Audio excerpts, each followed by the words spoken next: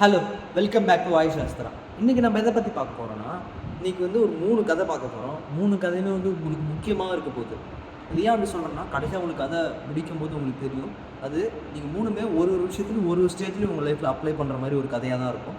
So first ஜூலியோன்னு சொல்லிட்டு ஒரு character. அந்த கேரக்டர் என்ன பண்ணுறாங்கன்னா, அவன் வந்து ஒரு ஃபுட்பால் பிளேயர் ஆகணும்னு சொல்லிட்டு சின்ன வயசுலேயே ஆசை அவங்களுக்கு. அதுவும் ரியல் மேட்ரிக்கில் போய் விளாடணும் அப்படின்னு சொல்லிட்டு ஆசை. அதனால அவங்க வந்து சின்ன வயசுலேயே ஸ்டார்ட் பண்ணிட்டாங்க அவங்களோட வந்து விளையாடுறதுக்கான எல்லா பயிற்சியும் ஸ்டார்ட் பண்ணி விளாண்டுட்டு இருக்காங்க. நல்லா விளாட்றாங்க. ஒரு கட்டத்தில் அந்த பையன் ஆயிடுறான். நல்லா வெளியில் வந்து எல்லாருக்குமே தெரிய ஆரம்பிக்குது.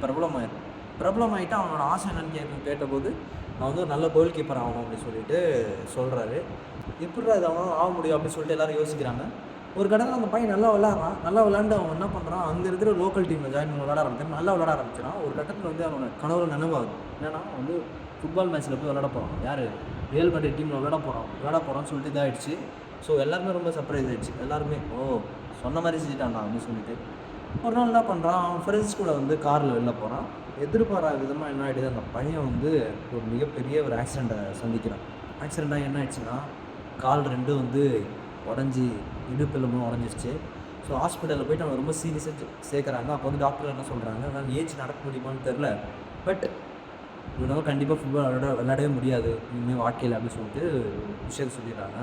இவன் வந்து மிதிச்சு பார்த்துட்டு அந்த விஷயம் கேட்டோன்னே எனக்கு ரொம்ப வேஸ்ட்டாக இருக்குது. எப்படி என்னால் விளையாடாமலாம் இருக்க முடியாது அப்படின்னு சொல்லிட்டு ரொம்ப வருத்தப்பட்டு கண் கலங்கியிருக்கான். அப்போ வந்து அவனோட அவனோட அந்த கோவத்தை போக்குறதுக்காக என்ன பண்ணுறான், ஒரு பேனாவும் ஒரு நோட்டு எடுத்து அவன் தோன்ற எழுத ஆரம்பிக்கிறான். நல்லா கவிதை எழுதுறான், அவனுக்கு பிடிச்ச கதைகள் எழுதுறான், எல்லாத்தையுமே எழுதிட்டு இருக்கான். எழுதும் போது என்ன ஆகுதுன்னா, அங்கே வந்து டாக்டர் அங்கே இருக்கிற நர்ஸ்லாம் இருப்பாங்க. அவங்க என்னை பார்த்துட்டு சரி ஓகே இவனுக்கு ஏதாவது என்டர்டெயின்மெண்ட் ஏதாவது கொடுக்கணும்னு சொல்லிட்டு அவன் கையில் வந்து கிட்டார் கொடுத்துறான். அவன் என்ன பண்ணுறான், பாட்டெல்லாம் எழுதுறான். அதில் கவிதையெல்லாம் அவன் பாட்டாக மாற்றி அந்த கிட்டாரில் அவன் இது மாதிரி கிளாஸ்லாம் போனதுனா அவனே கற்றுக்கிறான். அங்கேருந்து எப்படி வாசிக்கணும்னு சொல்லிட்டு கற்றுக்கிட்டு அந்த கிட்டார் வச்சு அந்த கவிதையை பாட்டாக மாற்றி பாட்டெலாம் நிறையா பாட ஆரம்பிக்கிறான். அங்கேருந்து ஹாஸ்பிட்டலில் வெளில வந்து என்ன பண்ணிடுறாங்க, நல்லா பாரு அதே கன்வியூ பண்ணுறான்னு சொல்லி சில பேர் அட்வைஸ் பண்ணுறது வேண்டாம். அவன் வந்து வெளியில் வந்து நிறையா பாட்டு பண்ணி ரிலீஸ் பண்ணுறான். எல்லாமே ஹிட்டாக என்ன ஆகிடுதுன்னா, ஒரு மிகப்பெரிய மியூசிக் டைரக்டர் ஆகிடும். ஸோ மிகப்பெரிய மியூசிக் டைரக்டர் ஆனவருக்கு எல்லாருமே வந்து ஜூலியோன்னு சொல்லிட்டு ஒரு மியூசிக் டைரக்டர் இருக்கார். ஸோ அந்த மியூசிக் டைரக்டர் கதையே தான்.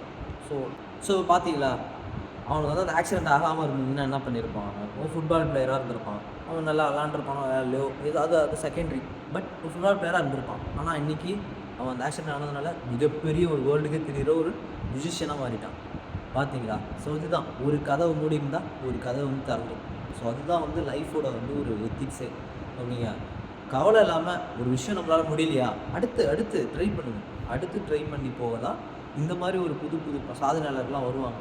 ஸோ எல்லாரோட சாதித்தவங்க எல்லாரோட கதையை எடுத்து பாருங்கள். ஒரு விஷயத்தை தான் ஸ்டார்ட் பண்ணியிருப்பாங்க, ஆனால் அவங்க முடிக்கிறது வந்து வேறு ஒரு விஷயமா இருக்கும். அதுக்கு அந்த ஃபீல்டுக்கு சம்மந்தம் இருந்திருக்காரு. எக்ஸாம்பிள், உங்களுக்கு பிடிச்ச தோனி எடுத்துக்கோங்க. தோனி என்ன ஃபஸ்ட்டு டிக்கெட் கலெக்டர் அந்த ரயில்வே ஸ்டேஷன், இப்போது வேர்ல்டுக்கே வந்து ஒரு மிகப்பெரிய ஒரு பிரபலமாக இந்தியா வந்து இந்தியன் டீம் கேப்டனாக இருந்திருக்காரு. ஸோ இதெல்லாம் தான். ஸோ இப்போ அடுத்து அப்படியே போனோம் ஒரு செகண்ட் ஸ்டோரி.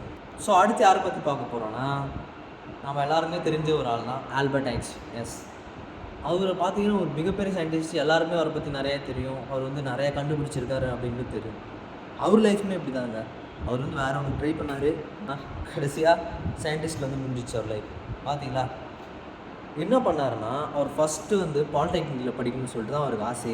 பாலிடெக்னிக்கில் படித்து நான் எதாவது பண்ணணும் அப்படின்னு சொல்லிட்டு தான் ஃபஸ்ட்டு அவர் என்ட்ரன்ஸ் எக்ஸாம் எழுதுறாரு. பட் என்ன ஆயிடுச்சு, அவரால் என்ட்ரன்ஸ் எக்ஸாமில் பாஸ் பண்ண முடியும்.